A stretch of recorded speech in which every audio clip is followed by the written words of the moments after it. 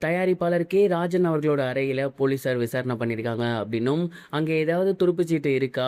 கடிதம் ஏதாவது இருக்கா? அப்படிங்கிற கோணத்தில விசாரிச்சிருக்காங்க அப்படிங்கிறதும் தெரிய வந்திருக்கு. அத பத்தி தான் இந்த ஒரு வீடியோல நம்ம பார்க்க போறோம். தயாரிப்பாளர் கே. ராஜன் அவர்கள் சமீபத்தில நம்மை விட்டு பிரிஞ்சிருந்தது எல்லோருக்கும் மிகப்பெரிய ஒரு சோகத்தை ஏற்படுத்தியிருந்துச்சு. அதிலேயும் அவர் தற்கொலை பண்ணிக்கிட்டாரு அப்படிங்கிற செய்தி வெளியாகி எல்லோருக்குமே மிகப்பெரிய ஒரு பேரதிர்ச்சியை ஏற்படுத்தியிருந்துச்சு அப்படின்னு தான் சொல்லணும். அண்ட் அவருடைய மறைவுக்கு என்ன காரணம்? இவ்வளோ வயதில அவருக்கு என்ன பிரச்சனை இருந்திருக்க போகுது? அப்படிங்கிற மாதிரி எல்லாருமே கேட்டு வந்துட்டு இருந்தாங்க. அண்ட் அவர் தற்கொலை பண்ணிக்கிட்டதுனால இதை போலீஸ் முறையாக விசாரித்து ப்ராப்பரான ஒரு டீட்டெயில்ஸ் கொடுத்தாகணும். அண்ட் அதனால் தற்கொலைனோடனே அவங்க முதல்ல செல்ஃபோனை வந்து விசாரித்து பார்த்துருக்காங்க. அண்ட் அதை சோதனை பண்ணி பார்த்துருக்காங்க. அண்ட் அது ப்ராப்பராக இருக்குது அப்படிங்கிற ஒரு விஷயத்தை தெரிஞ்சுக்கிட்டதுக்கப்புறம் அவருடைய அறையில் ஏதாவது இருந்திருக்கா அப்படிங்கிறத செக் பண்ணுறாங்க. பொதுவாக இந்த மாதிரி தற்கொலை பண்ணிக்கிறவங்க வந்து கடிதம் ஏதாவது எழுதி வச்சுட்டு போவாங்க. அப்படி இல்லைன்னா அவங்க சம்மந்தப்பட்ட விஷயங்களை சொல்லிட்டு போவாங்க. ஸோ அது மாதிரி ஏதாவது டைரி ஏதாவது வச்சுருந்துருக்காரா, இல்லை வேறு ஏதாவது கடிதம் ஏதாவது எழுதி வச்சிருந்திருக்காரா? இந்த மாதிரியான கோணத்தில போலீஸார் வந்து அந்த ரூம சோதனை பண்ணியிருக்காங்க. அங்க இருந்தவங்கள்ட்ட விசாரணையும் பண்ணியிருக்காங்க. பட் ஓவராலா வீட்ட சர்ச் பண்ணி பார்க்கும்போது, அவருக்கு சம்மந்தப்பட்டவங்கள்ட்ட பேசினபோது, அண்ட் அவருடைய அறைய செக் பண்ணி பார்க்கும்போது, அப்படி எதுவும் இல்ல அப்படிங்கிறத ரொம்ப தெளிவா போலீஸருக்கு தெரிஞ்சிருக்கு. அண்ட் அதுக்கப்புறம் விசாரிக்கும்போது, வேற ஒரு காரணத்துக்காக தான் மன உளைச்சல்ல அவர் இருந்திருக்காரு. அதனால தான் தற்கொலை பண்ணிக்கிட்டாரு அப்படிங்கிற முடிவுக்கு போலீஸ் வந்திருக்காங்க. இது மட்டும் இல்லாம அவங்களுடைய மகன் மற்றும் மகள்கள்ட்ட கேட்கும்போது என்ன சொல்லியிருந்தாங்க அப்படின்னா, அப்பா நெறைய பேத்துக்கு வந்து கடன் கொடுத்திருந்தாரு. அண்ட் குறிப்பா சினிமாக்காக கடன் கொடுத்திருந்தாரு.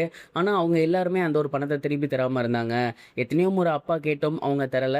இதனால மன உளைச்சலுக்கு ஆளாகியிருந்த அப்பா, அந்த ஒரு காரணத்தினால தான் தற்கொலை பண்ணிக்கிட்டாரு அப்படிங்கிற மாரி சொல்லியிருந்தாங்க. அண்ட் விசாரிச்சு பார்க்கும்போதுமே அதுதான் உண்மை அப்படிங்கிறது தெரிய வந்திருக்கு.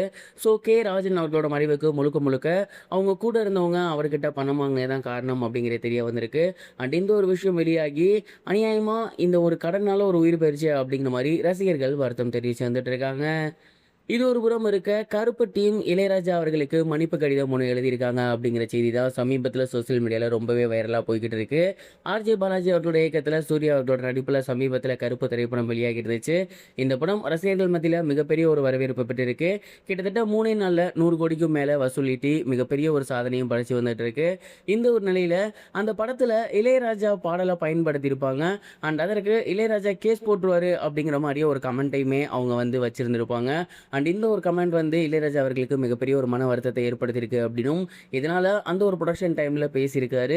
அந்த புரொடக்ஷன் டீம் வந்து இது குறித்து இளையராஜா அவர்களுக்கு மன்னிப்பு கடிதம் ஒண்ணு எழுதியிருக்காங்க. அதாவது உண்மையாலுமே உங்கள காயப்படுத்தணும் அப்படிங்கிறதற்காக நாங்க வைக்கல.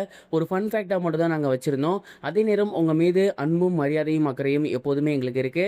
கண்டிப்பா அந்த காட்சிய நாங்க நீக்கிறோம் அப்படிங்கிற மாரி சொல்லியிருந்திருக்காங்களாமா.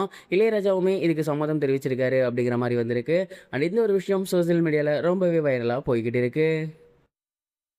இதுவரைக்கும் கனெக்டிங் டிவிக்கு சப்ஸ்கிரைப் பண்ணனா மறக்காம சப்ஸ்கிரைப் பண்ணிக்கங்க. உடனடி அப்டேட்ஸ் பெறுவதற்கு நோட்டிஃபிகேஷன் பெல்லையும் கிளிக் பண்ணிக்கங்க.